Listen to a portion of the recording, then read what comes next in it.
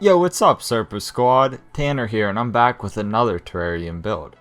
I've been planning to do something like this for a while now, and a few of you requested it as well. In this one I'll show you how I made an upside down terrarium. Let's get to work. Like any terrarium, we'll start with the container. For this one I have a large glass jar with a brass lid. The opening is 4 3/4 inches in diameter, and the jar itself is just over 12 inches tall. It should work well, but the lid requires a few modifications to function properly. To conceal the opening on the lid, I have a scrap piece of sheet plastic. This stuff is very thin and can easily be cut to various shapes. For round shapes, I typically use a utility blade. I made a few passes to get a scored line. The shape was then snapped out of the main area. This fits perfectly inside the lid. To secure the plastic on the brass, I'll use two things: cyanoacrylate superglue and 100% silicone. First I put dabs of glue on all of the brass cutouts.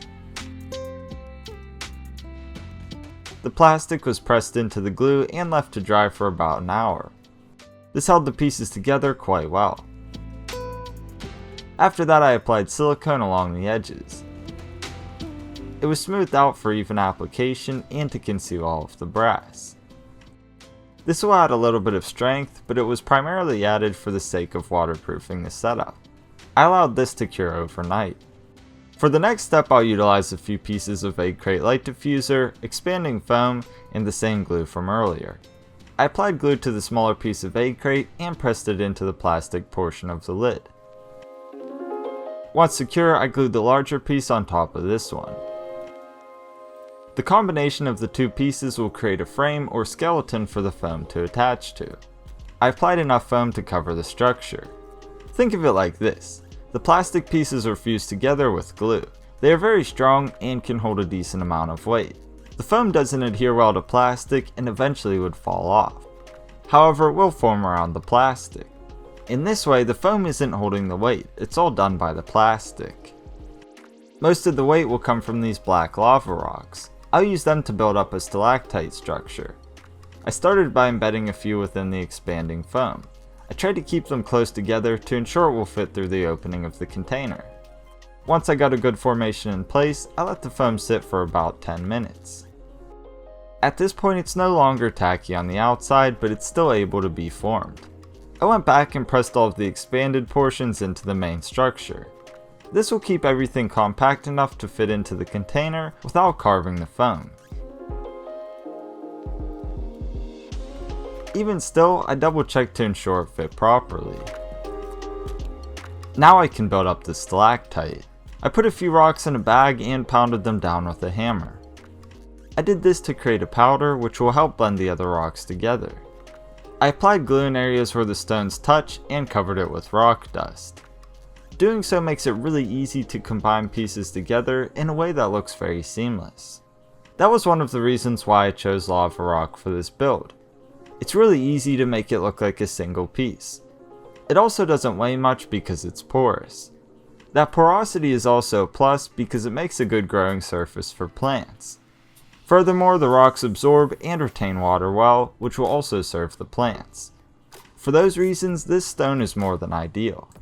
Anyway, I repeated the process over and over again until I ended up with the primary structure. To complete it, I had to go back and cover most of the foam. After that, I gave the structure a quick rinse to remove excess debris. The end result is a rocky formation that resembles a stalactite, or I guess in this case a stalagmite since it's upside down. You'll notice that I left a lot of open spaces between the rocks. These are necessary for the plants. Before adding the plants, I'll fill these gaps with sphagnum moss. I sprayed it down to get it hydrated. I pressed the moss into all the spaces with a dowel. This will act as a growing medium for the plants. They'll eventually root into the rocks and obtain moisture from there as well. In the meantime, this will be their primary source. As you would imagine with something like this, it only makes sense to add moss. I got a few patches of tangled thread moss and badge moss.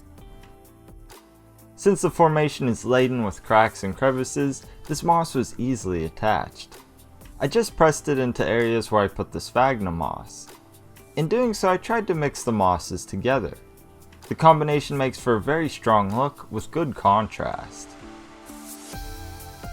For the other plants, I'm keeping it simple with Ficus pumila Quercifolia and Anubias Petite. Both of these are great because they'll root onto the rock. I started with the Ficus.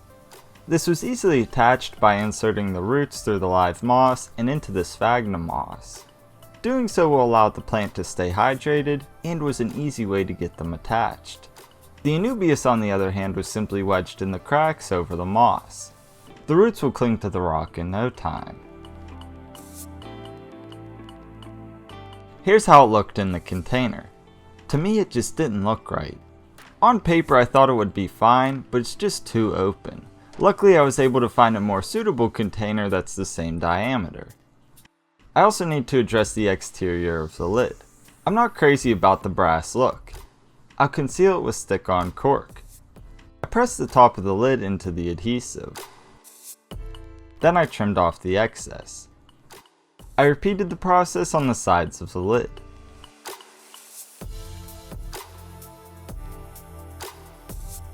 In my opinion, this is a more appropriate look. Finally, I gave it a good spray down and put the stalactite into the container.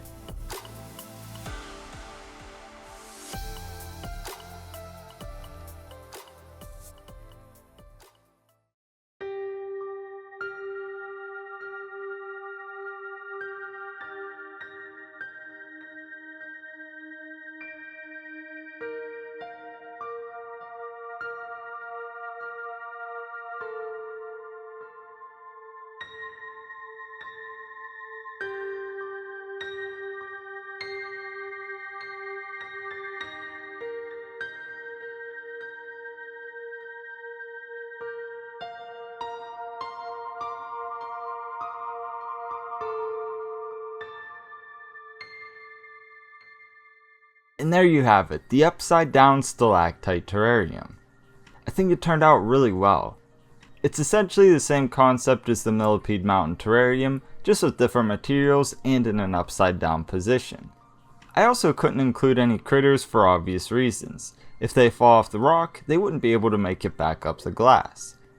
Regardless, I think it's an interesting design and one I'm excited to add to the lineup. I'm curious to know what you think though. Let me know down in the comments. Anyways, that's all for this one. As always, I really hope you enjoyed this project and learned something new. Until next time, Serpa Squad, take care and peace.